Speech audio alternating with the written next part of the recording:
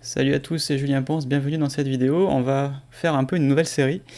Je vais vous parler en fait tout simplement de logiciels rétro. On commence à arriver à un âge, j'ai envie de dire, où il y a plein de logiciels qui ont existé pour retoucher des photos et pour faire de la vidéo, même si sur ma chaîne évidemment je parle plutôt de retouche photo. Et en fait beaucoup commencent à avoir disparu, on ne les trouve plus, ils ne sont plus disponibles, ils ont été remplacés, ils ont changé d'éditeur. Il s'est passé quand même plein de choses depuis qu'on peut retoucher des fichiers négatifs numériques.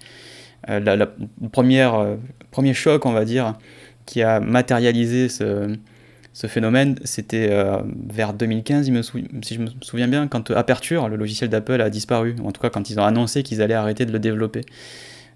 Voilà, il y a des logiciels qui apparaissent, ont une heure de gloire et disparaissent. Dans les effets spéciaux, par exemple, il y en a eu plein. Il y a eu Combustion qui n'est plus utilisé. Il y a eu Shake qui avait été racheté par Apple, justement, qui lui aussi a été coulé. Shake n'a pas du tout décollé sous l'égide d'Apple, alors que c'était pourtant un logiciel qui était très en avance à l'époque. Donc voilà, les logiciels naissent et puis meurent, on va dire, comme tout le monde. Et donc là, je fais suite un petit peu à ma précédente vidéo sur DxO Film Look, qui permet en fait de simuler des effets pellicule. En fait, il y a un logiciel qui existe depuis très longtemps pour donner un aspect cinéma, et dans un sens cinéma pellicule, à des images numériques, et en premier lieu évidemment en vidéo. Et ce logiciel s'appelle Magic Bullet, qui existe toujours en fait pour After Effects. Donc si on va sur le site de Maxon, parce qu'à la base c'est du Red Giant mais ça a été racheté, voilà, il y a un truc qui s'appelle Looks et qui permet en fait de donner des looks style pellicule avec toute une série d'outils. Et ce logiciel, en fait, c'est un plugin qui se greffe à After Effects, et ce truc-là existe toujours. Et en fait, à l'époque, Red Giant avait sorti une version pour image fixe qui s'appelait Photolook. Donc c'était basé sur la même technologie, sauf qu'évidemment, au lieu de s'appliquer sur une vidéo, ça s'appliquait sur une photo. Donc là, je l'ai installé. Donc la dernière version, si mes souvenirs sont bons, enfin j'ai essayé de trouver ce que je pouvais, hein, c'était la version 2. Et ça date de 2012, donc ça fait 10 ans. Voilà, donc une belle pièce de rétro software. Il y a beaucoup de rétro gaming à la mode, et d'ailleurs j'en fais pas mal, puisque je commence à vieillir moi aussi. Et donc on a la même chose pour les logiciels. Donc ça s'installe comme un plugin, c'est disponible pour Photoshop et aussi pour Lightroom, y compris les versions actuelles. Là j'ai les dernières versions de Lightroom et Photoshop. Si je prends cette photo, que je fais un clic droit, modifier dans, boum, j'ai voilà, Red Giant Magic Bullet Photolook version 2. Et on a la même chose dans Photoshop, on va d'ailleurs faire un petit tour. Donc là je suis dans le catalogue de ma formation complète à Lightroom, que vous pouvez trouver sur tuto.com, une formation d'un peu plus de 10 heures, et qui est sortie au début de 2022 avec toutes les dernières nouveautés couvertes sur Lightroom, en particulier évidemment les retouches locales. Donc dans Lightroom, ce qu'on va faire, c'est qu'on va prendre cette photo, on va faire un clic droit, modifier dans, et on va aller chercher donc Photolook, on va voir à quoi ça ressemble. Donc on va faire une copie avec les réglages, je suis même pas sûr qu'il y en ait beaucoup sur cette photo. On va mettre du TIFF, on va mettre par contre un Profoto RVB pour avoir un espace de couleur le plus large possible, et on va travailler bien entendu en 16 bits par couche pour là aussi avoir un maximum de données, puisqu'on est issu sur un fichier brut, on vient d'un fichier brut, donc ça n'aurait aucun sens de faire du 8 bits et de prendre un espace colorimétrique plus petit. On va cliquer sur modifier. Donc ça fait ce que ça fait d'habitude, c'est-à-dire ça fait une copie du fichier en TIFF, ça la rajoute dans le catalogue et ça va ouvrir le logiciel. Voilà, et vous allez voir que bon, alors l'interface, qui d'ailleurs pour la version After Effects actuelle est toujours la même, c'est assez daté quand même, c'est pas très très sexy. Sur le site actuel, ils se vantent de l'interface parce que c'est un héritage, mais clairement c'est pas facile d'emploi quand on n'en a jamais utilisé, quoi. Donc je vais supprimer, là c'est le dernier truc que j'ai testé.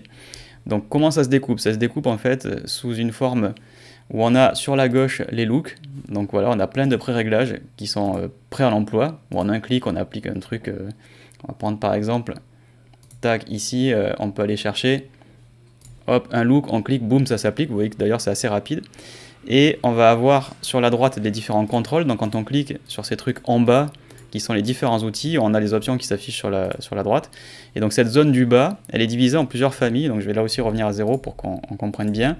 Donc il y a Subject, Matte, Lens, Caméra et Post, avec d'ailleurs des outils qui peuvent rentrer dans différentes catégories.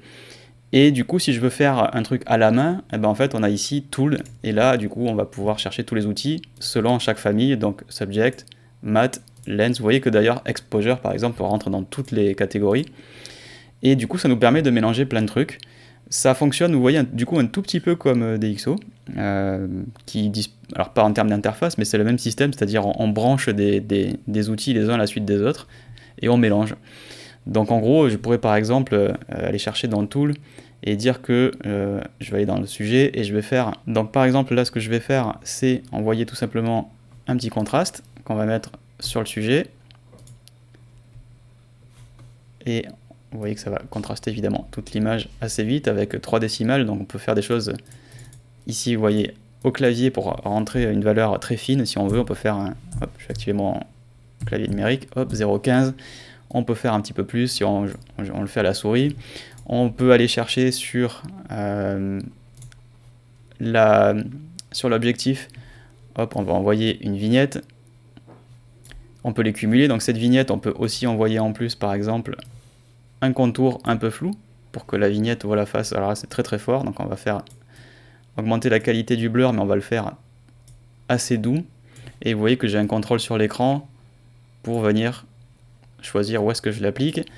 On peut aller chercher encore, par exemple, en post, on va aller chercher une correction avec les 3 roues. Donc ça, par exemple, vous voyez, ça vient à peine d'apparaître dans Lightroom classique depuis 2 ans, 2019 ou 2020 peut-être, les 3 roues du color grading. Évidemment, ce truc-là existe dans la balance des couleurs de Photoshop depuis très longtemps, mais on pouvait du coup le choisir en tant que plugin dans Lightroom, si c'était quelque chose qui vous intéressait. Donc par exemple ici, on va pouvoir envoyer différemment des couleurs selon que ce sont des tons clairs ou des tons foncés, avec voilà, la saturation, la luminosité, et ici sur le côté, la roue chromatique. Donc on est évidemment sur du HSL ou du TSL, et je vais pouvoir faire ma teinte comme ça très facilement, comme tout système. Alors c'est une roue qui est un peu différente de ce qu'on trouve dans d'autres logiciels, mais ça fait évidemment la même chose. Et voilà, j'ai fait mon look. Peut-être que ce que je mettrai en plus, c'est éventuellement un petit peu de grain.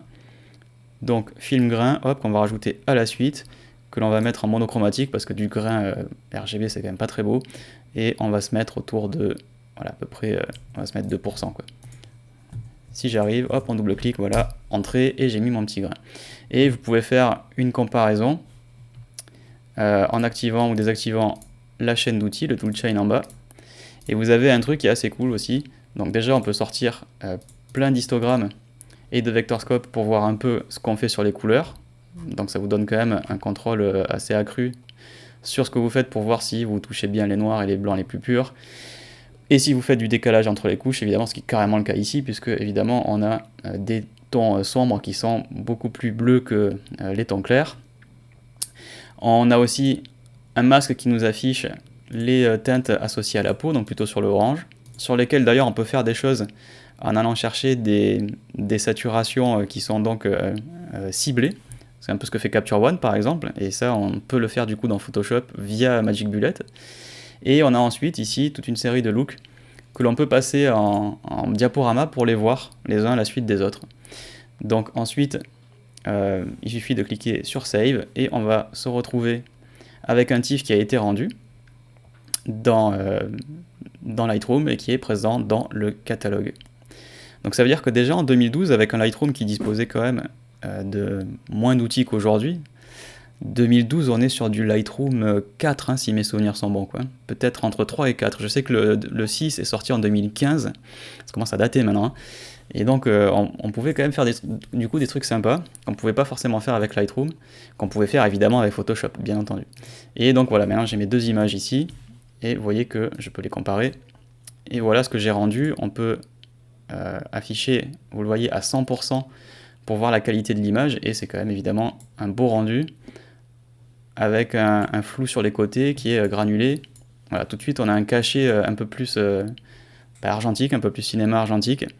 Et ça faisait le job, hein. J'ai envie de vous dire que ça marche toujours aussi bien. On a évidemment aujourd'hui plus d'outils pour faire ça, mais c'est pas périmé, voilà. Donc si je prends cette image maintenant et que je l'amène, alors ce qu'on peut faire c'est prendre plutôt une autre image, on va se mettre hop, sur celle-là et on va faire un clic droit et je vais vous montrer dans Photoshop. Donc c'est sensiblement la même chose, on peut passer par les filtres bien entendu. Donc ce qu'on va faire c'est qu'on va mettre modifier dans Photoshop 2022, donc ça va faire la même chose. Ça va rendre une image normalement, je sais plus ce que j'ai mis d'ailleurs comme réglage, ça devrait être un TIFF. Hop, on va agrandir Photoshop. On va faire un clic droit et on va mettre un objet dynamique. Du coup, je vais chercher Magic Bullet Look. Et vous allez voir, on va avoir une petite surprise. Je ne vais pas vous gâcher la fin, mais on va essayer de faire un petit truc. Donc ça, c'est le dernier truc que j'ai fait la dernière fois. J'ai appliqué un look d'adoucissement de la peau et j'ai rajouté une petite courbe dessus. Et regardez maintenant, si je clique sur Finish, on va avoir une bonne surprise.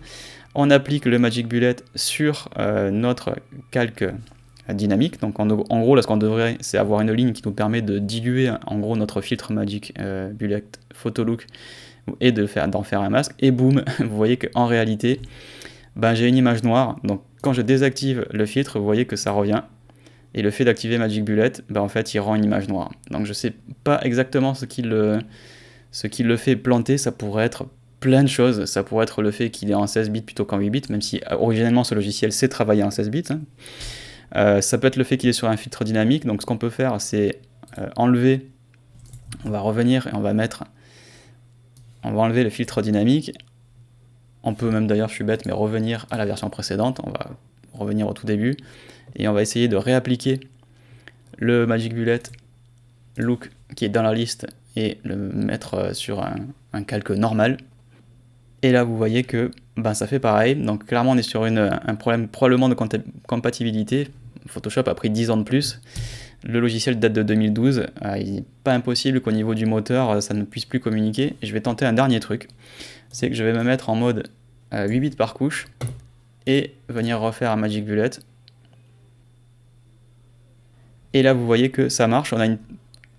Du coup, on a un rendu qui fonctionne. Alors, c'est très étonnant parce que quand on l'a fait dans Lightroom, on était sur du TIFF 16 bits.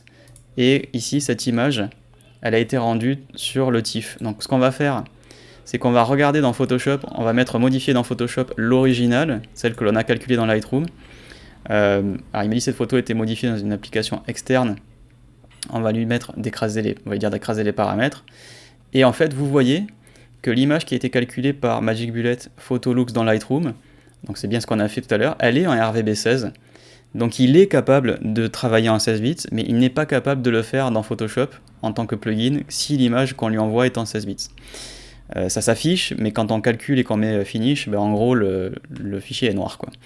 Donc ça, c'est une limitation, probablement parce que le moteur a dû beaucoup changer. Donc là, je ne sais pas comment c'est calculé, évidemment. C'est un logiciel propriétaire, on n'a pas le code source, donc on ne saura pas pourquoi. Mais là, il y a clairement une incompatibilité. Donc en gros, ça fonctionne très bien en 2022 avec Lightroom. Ça fonctionne moins bien avec Photoshop, puisque vous êtes obligé de passer en 8 bits, ce qui, à mon avis, est quand même un peu idiot, sauf si vous faites ça à la toute fin du process, juste avant l'exportation, et donc dans ce cas-là, si c'est juste avant de passer en JPEG, évidemment, c'est peut-être un peu moins grave de le faire en 8 bits. Mais bon, ça, quand même, je peux pas vraiment vous conseiller de travailler en 8 bits quoi qu'il arrive, mais en tout cas, ça marche dans Lightroom, on l'a vu. Donc voilà pour cette petite pièce de logiciel ancien, pour parler franco-français. Si c'était mis à jour par Maxon et Red Giant dans une version moderne, je pense que ça aurait un intérêt, en particulier avec une interface un peu réactualisée, puisque par exemple, vous avez vu, elle est un peu floue, elle n'est pas du tout compatible avec les écrans Retina et haute résolution. Donc ça fait le job, mais c'est vrai que c'est pas très sexy. Et bon, voilà, clairement, on parle d'un logiciel qui a 10 ans, donc il ne faut pas non plus être étonné, c'est tout à fait normal.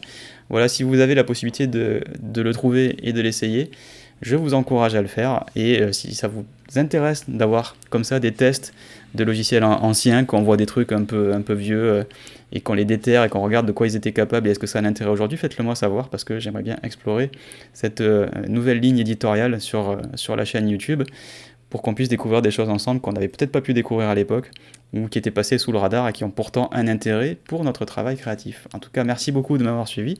Je vous donne rendez-vous très bientôt pour une nouvelle vidéo sur YouTube. Ciao, ciao.